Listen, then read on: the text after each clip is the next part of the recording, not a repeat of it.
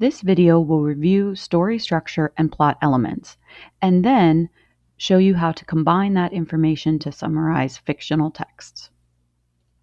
When we think about any story, the first thing that we think about are the characters.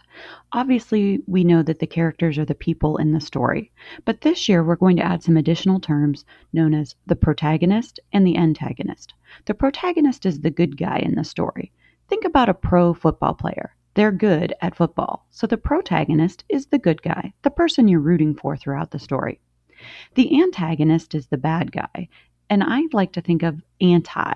They're anti whatever the protagonist is standing for. So in our stories, we're going to be looking for the protagonist and the antagonist. The setting of the story is the background of the story, when and where it's taking place. Although these things don't often come to the forefront, they affect the events in the story.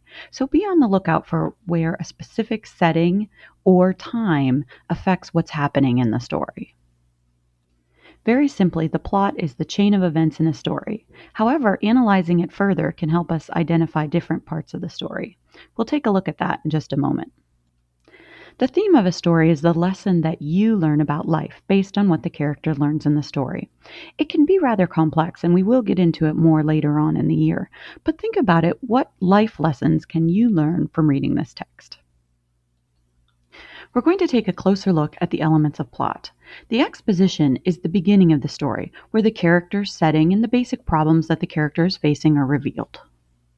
The rising action comes next. It's the main part of the story because it's the longest part of the story. It's what moves it along. Now that we're reading chapter books, we can't just have one problem in a book. We've got to have different things happen that make the story get more and more exciting. So that's the rising action. The climax of the story is the most exciting part. It's the part where you're not sure what's going to happen and then they figure it out. It's also known as the turning point in the story. The falling action is often a rather short part of the story, but it's where the events are getting wrapped up, so all the loose ends are being tied together so that we can come together for the resolution.